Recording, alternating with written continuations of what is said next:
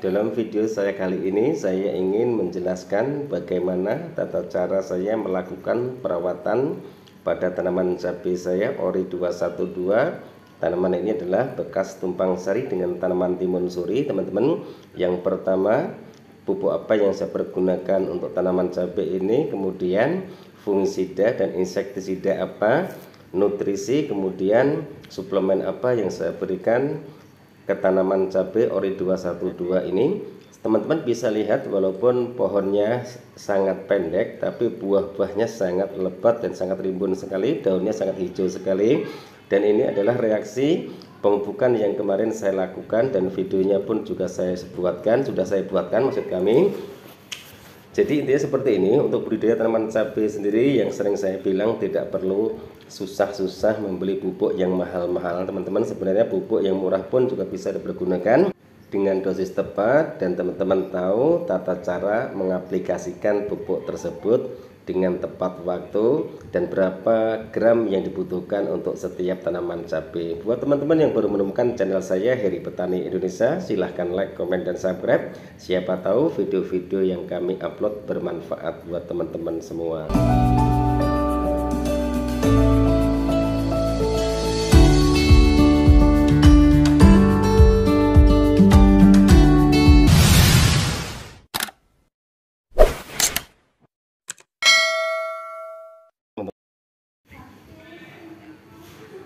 Assalamualaikum warahmatullahi wabarakatuh.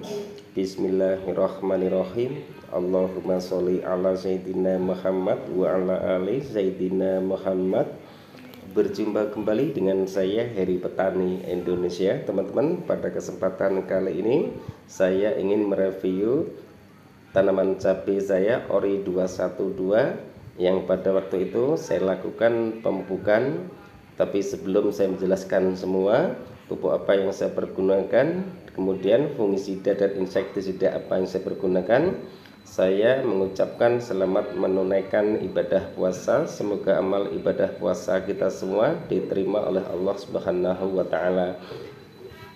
Dan saya juga mengucapkan banyak terima kasih atas segala support dan doanya, atas segala komentar-komentar yang selalu membangun perkembangan channel saya Heri Petani Indonesia. Dalam video ini teman-teman, saya ingin mereview ataupun menjelaskan pupuk apa yang saya pergunakan untuk saya lakukan pemupukan yang pada waktu videonya sudah saya buatkan. Yang pertama, saya menggunakan asam humat power soil, kemudian saya tambahkan Java High Gross, teman-teman. Itu yang saya pergunakan dengan dosis 20 liter air. Saya menggunakan 10 sendok makan. Kemudian Java High Gross-nya saya menggunakan 5 sendok makan untuk 20 liter air. Dua pupuk tersebut saya mix, teman-teman, dan hasilnya seperti ini. Kemudian selang ataupun jarak 5 hari saya lakukan penyepraian. Yang pertama saya menggunakan fungisida yaitu Bion M, teman-teman. Bion M-nya dosisnya 2 sendok makan untuk 16 liter air. Yang kedua, saya tambahkan Kalinet, dosisnya 1 tutup kemasan Kalinet tersebut. Kemudian saya rolling lagi 5 hari kemudian saya spray menggunakan insektisida. Insektisida yang saya pergunakan adalah Abasel yang berbahan aktif Abamectin. Kemudian saya tambahkan Vitaron SL, kemudian saya tambah Kalinet. Untuk Vitaronnya saya menggunakan 3 sendok makan untuk 16 liter air. Kemudian Kalinetnya seperti penyepraian yang pertama menggunakan fungisida, yaitu 1 tutup botol kemasan Kalinet tersebut. Dan itu saya rolling terus selama 5 hari sekali, teman-teman. Dan hasilnya seperti yang teman-teman lihat ini. Buah-buahnya sangat lebat sekali, walaupun pohonnya ini termasuk tergolong pendek bagi saya. Biasanya saya kalau menanam cabai itu tingginya mencapai 2 meter, minimal 1,5 meter.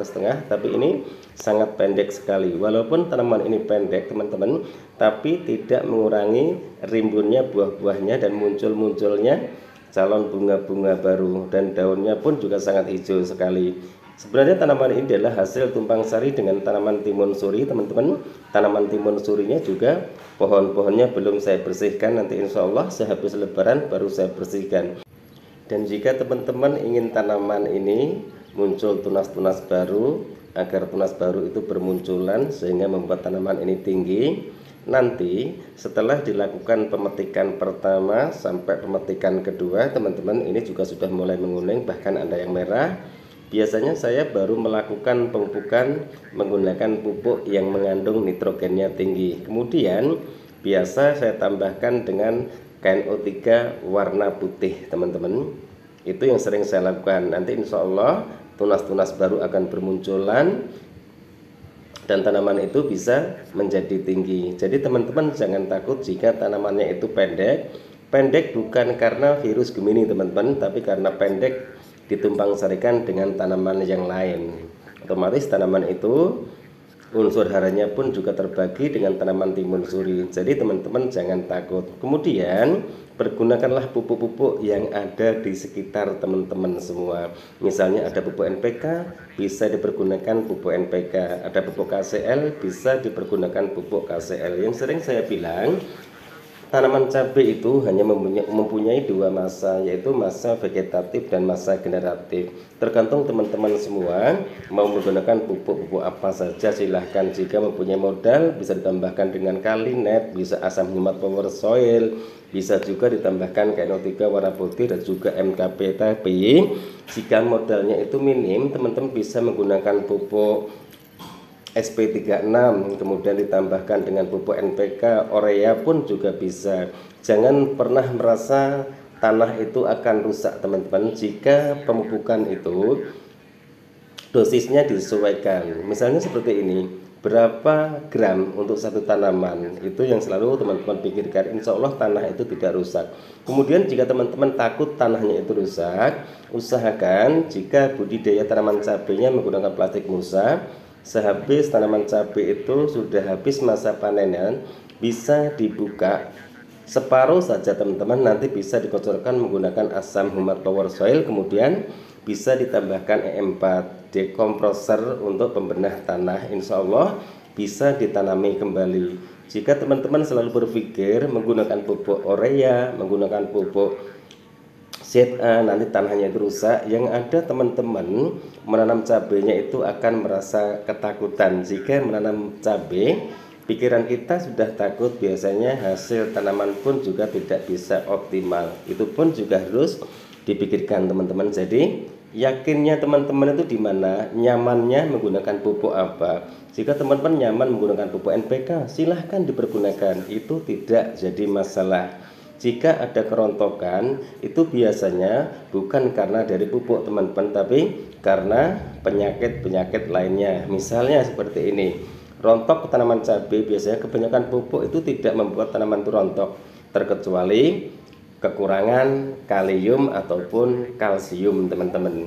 Itu pun juga harus ditanyakan ke sahabat-sahabat tani semua. Jika teman-teman belajar budidaya tanaman cabai dari channel YouTube, usahakan cari petani dan juga mempunyai channel YouTube. Jangan belajar, teman-teman, orang-orang yang tidak bertani tapi mengupload video-video pertanian. Karena apa? Kadang-kadang apa yang mereka tampilkan itu, apa yang mereka jelaskan, terkadang mereka tidak melakukan prakteknya. Jadi saya sarankan jika ingin belajar, khususnya buat para pemula, cari channel misalnya budidaya tanaman cabai, cari yang mempunyai channel dan juga mereka semua juga menanam tanaman cabai. Insya Allah hasilnya akan sama, karena saya yakin petani-petani yang mempunyai channel YouTube, apa yang dijelaskan itu sesuai dengan apa yang dijalani.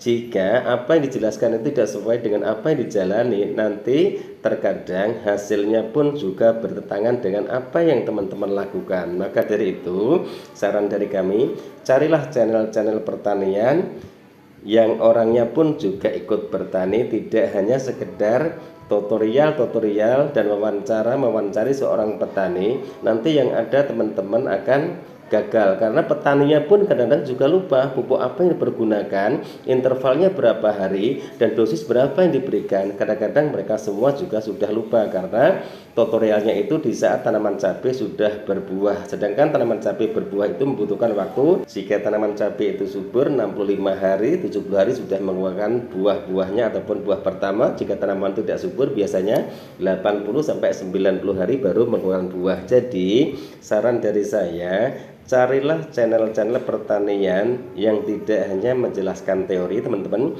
tapi teman-teman cari channel-channel pertanian yang menjelaskan teorinya, dan petani itu juga melakukan prakteknya. Bertani tidak cukup dengan teori, walaupun teori itu lebih penting untuk di bidang pertanian, tapi setiap lokasi, setiap wilayah mempunyai cuaca yang berbeda, pH tanah yang berbeda. Kadang-kadang teori yang saya pakai misalnya di daerah Jawa Timur, kadang-kadang teori itu saya pergunakan di daerah Bogor, di kota hujan, tidak sama teman-teman. Maka dari itu pandai-pandailah untuk memilah dan memilih channel-channel mana yang mereka semua itu tidak hanya menjelaskan teorinya tapi juga melakukan prakteknya. Jadi pengalaman itu diberikan, ilmu itu diberikan kepada kita semua itu berdasarkan pengalamannya, bukan pengalaman orang lain, tapi teorinya yang dijelaskan kepada kita karena tidak sesuai. Hanya itu teman-teman yang bisa saya jelaskan dalam video saya kali ini. Mohon maaf jika ada salah-salah kata. Bagi kami bertani itu adalah bagian dari kehidupan kami, karena tanpa tumbuhan, tanpa tanaman kita semua tidak akan bisa hidup. Wabillahi taufik wal hidayah. Wassalamualaikum warahmatullahi wabarakatuh. Salam sukses buat Anda, salam sukses buat para petani di seluruh Indonesia.